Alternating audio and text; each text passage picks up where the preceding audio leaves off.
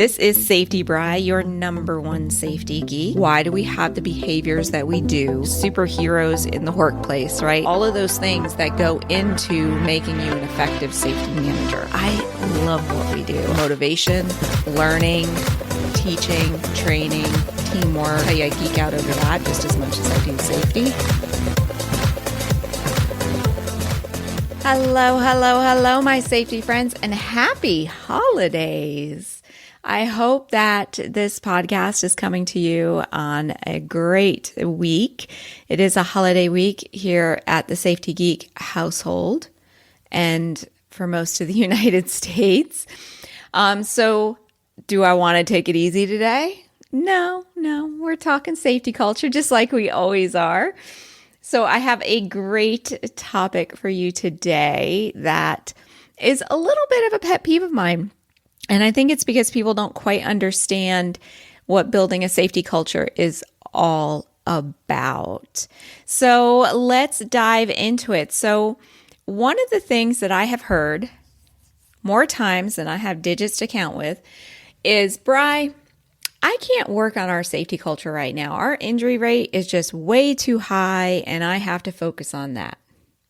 Or, Bri, I can't work on building a safety culture right now because we have construction going on at our facility and I have to focus on that. And there's just too much activity for me to be worrying about culture. Or we have a change of process going on in our operations, so we'll deal with culture once that's done. Or our compliance is just not in place and I can't work on culture until we have all of our compliance in one place. And I have just one thing to say about all of this. BS. I call BS on all of it. Because let's break it down. So when I tell people that I am a safety culture specialist, a lot of people go, what the heck does that mean, right? So let's get a good definition of what safety culture is, and you'll understand why I'm calling BS on all of these excuses. So safety culture is, the way I like to describe it is, it's how we do business. It's how we make our business decisions. But that's still very vague. So culture refers to the attitudes, the values, the beliefs, and the goals that are driving the behaviors in your workplace.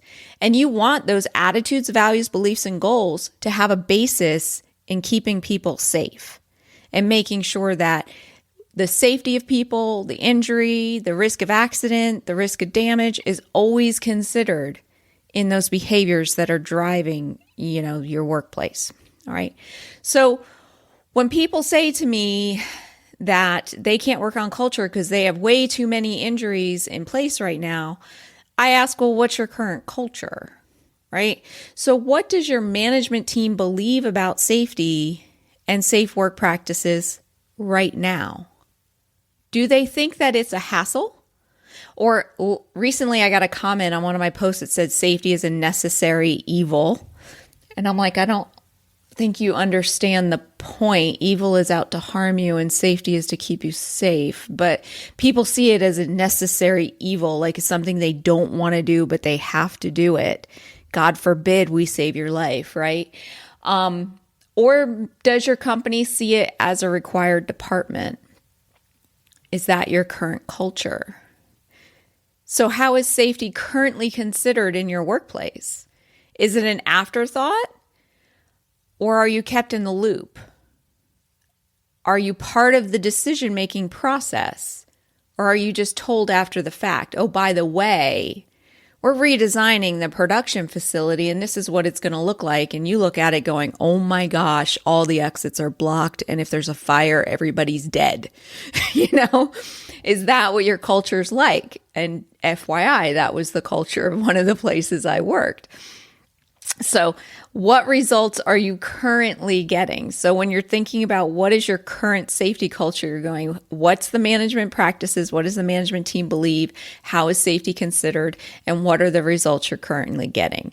And those results could mean injuries. It could mean accidents. It could mean damage. It could be non-compliance, whatever it happens to be. You have results when you look at like your safety information. That is your current culture. That is That definition of your current culture is how your business attitudes, values, beliefs, and goals are driving the behaviors in your workplace. Because here's the fact. What you are currently doing is what is getting you to where you currently are.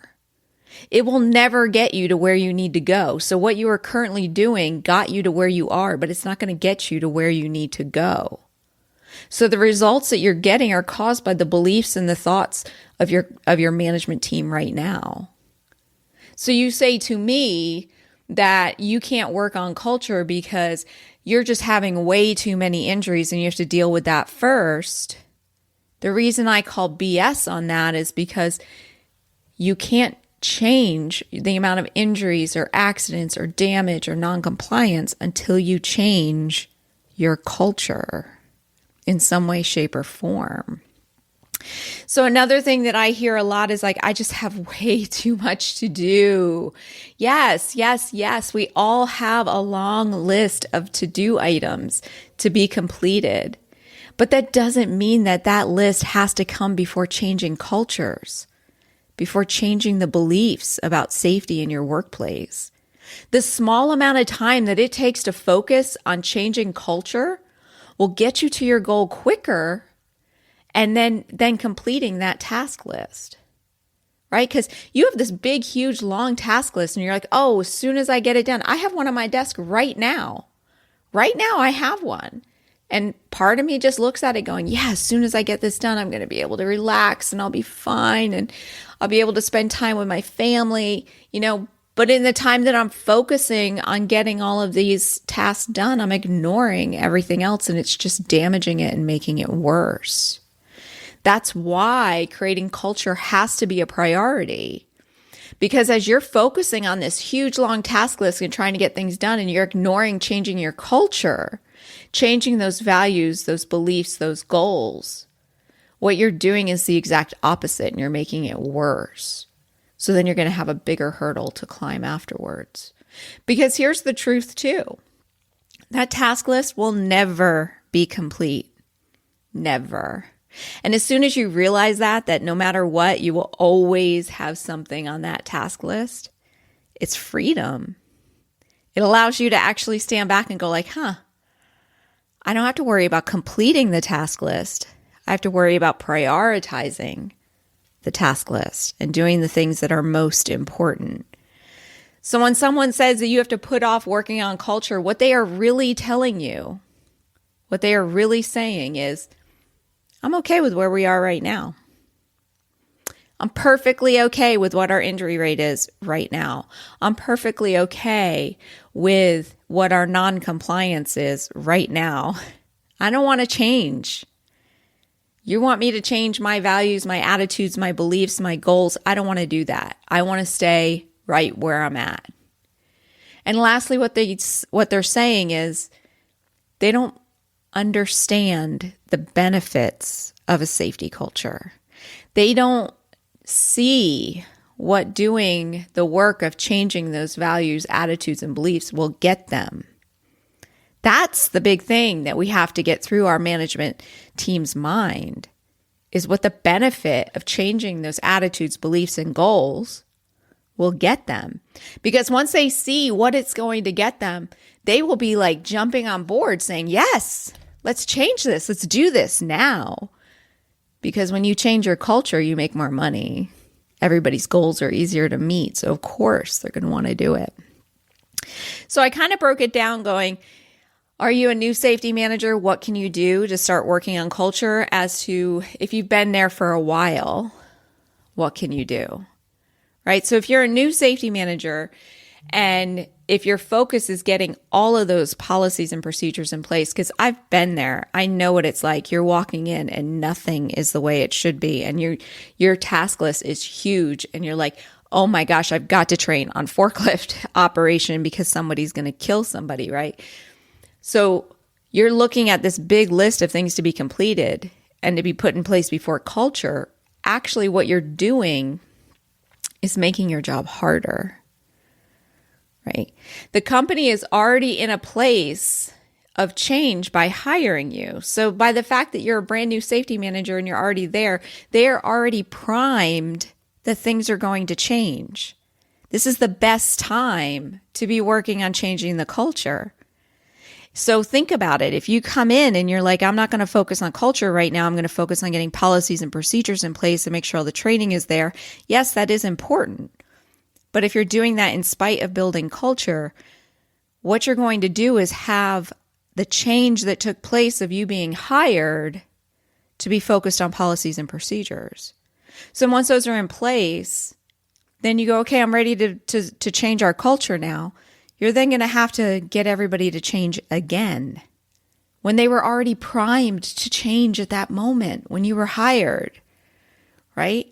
So by working on culture now, when they're already primed, like, hey, we got a new safety manager, things are looking up, things are going to be great, and they're already ready, like, what are they going to do? How are things going to change? What's it going to be like? By working on culture now, you're going to make it easier to get all that job done, to get that training in place and the policies in place by changing the culture of everybody there.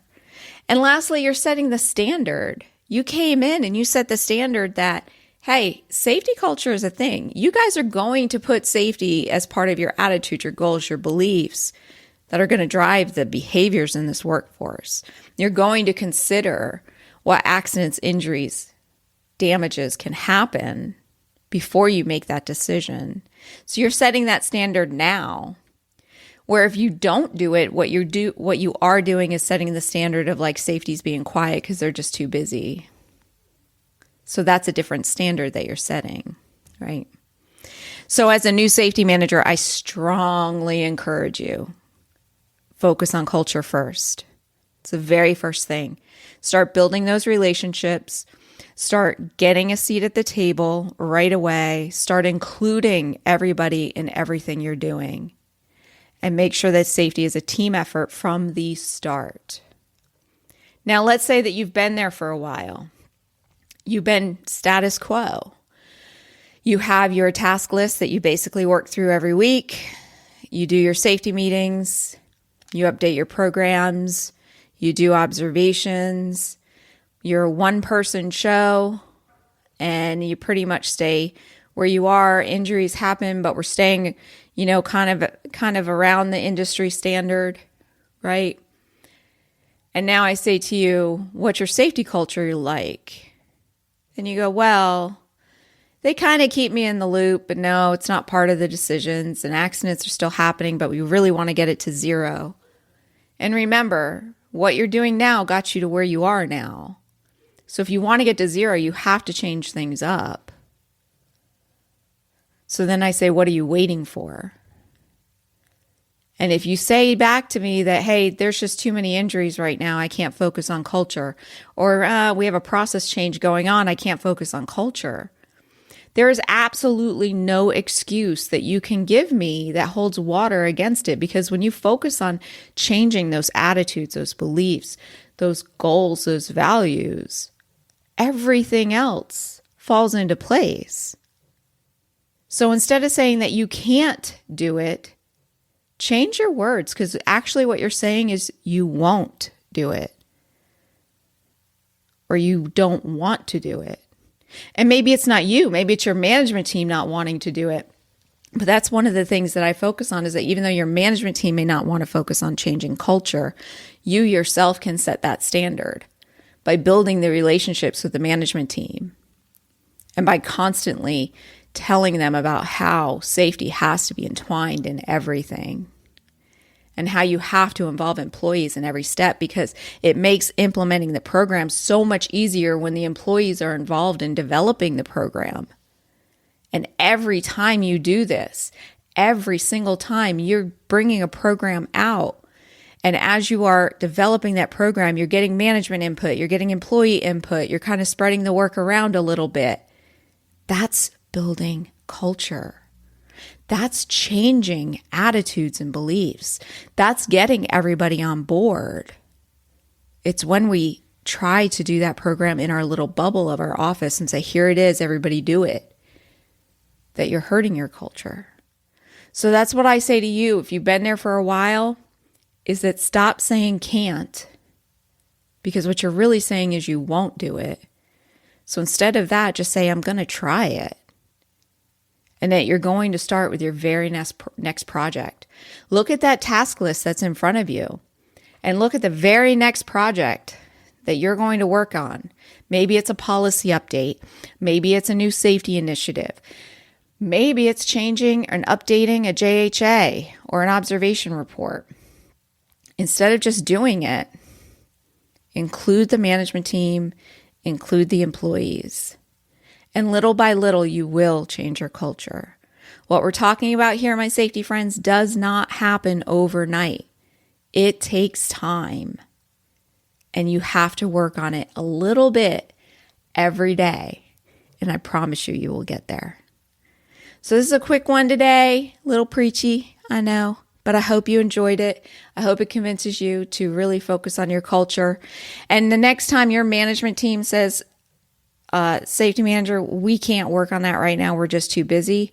Say, you mean you won't work on it right now because you're too busy. Because it does change the whole perspective. Alrighty, happy holidays, my friends. I will talk to you next week where we talk about New Year's resolutions, one of my favorite topics. I hope you have a great holiday. Enjoy your family and enjoy this season. Thank you. Bye-bye.